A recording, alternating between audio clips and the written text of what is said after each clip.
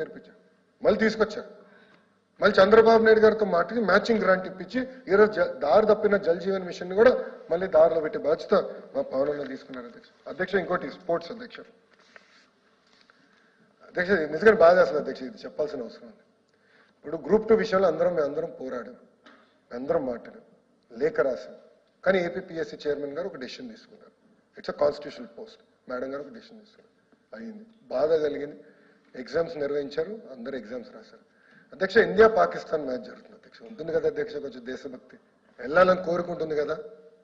నేను వెళ్ళాను అధ్యక్ష, ఇండియా పాకిస్తాన్ మ్యాచ్కి నేను వెళ్ళాను.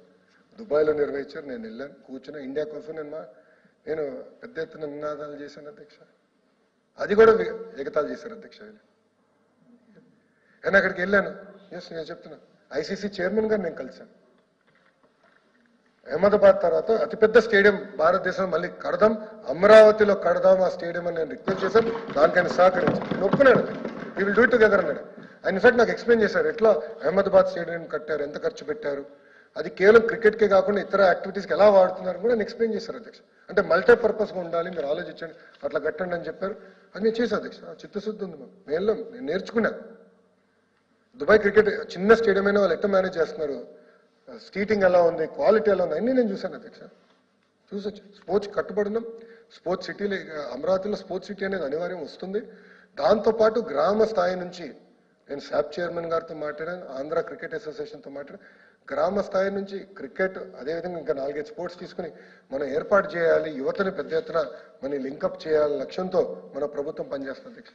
అధ్యక్ష ఇంకోటి పాదయాత్రలు కూడా, ఎందుకంటే నేను మాడితే హామీల గురించి మాడతారు అధ్యక్ష, కానీ లేరు అధ్యక్ష. వాళ్ళు పాదయాత్రలో పదే నేను ఒక హామీ ఇచ్చాను అధ్యక్ష. ఈరోజు మనం బటన్ నొక్కితే భోజనం ఇంటికి వస్తుంది, బటన్ నొక్కితే నిత్యావసర సరుకులు ఇంటికి వస్తున్నాయి, బటన్ నొక్కితే సినిమా చూడొచ్చు, బటన్ నొక్కితే ఎందుకు ప్రభుత్వం అందరూ రావట్లేదు, ఇది మారాలి. సర్టిఫికెట్ల కోసం ఎందుకు ప్రజలు ఎంత ఇబ్బంది పడాలి అని ఆ రోజు చెప్పాను. ఆ రోజు నేను చెప్పాను, ఒక టెక్నాలజీ తీసుకొస్తూ బటన్ నొక్కితే అన్ని మీకు అందించే బాధ్యత మేము తీసుకుంటామని చెప్పాను అధ్యక్ష. ఈరోజు నేను గర్వంగా చెప్తున్నా, 161 ఏదైతే ప్రభుత్వం నుంచి సర్టిఫికెట్లు కానీ అన్నీ అందజేయాలి. 161 ప్రోగ్రామ్స్ ఈరోజు వాట్సాప్ ద్వారా మేము నేరుగా అందిస్తున్నాం. ఇంతేకాదు 500 సర్వీసెస్ అందజేయాలి. ప్రజలు ప్రభుత్వ ఆఫీసుల చుట్టూ తిరుగుతాం కాదు, వాళ్ళ ఫోన్లోనే ప్రభుత్వం ఉండే విధంగా మేము పనిచేయాలని లక్ష్యంతో I believe this are next set of reforms అధ్యక్ష. This is governance next generation అధ్యక్ష. అది మేము చేసి తీరుతాం అధ్యక్ష.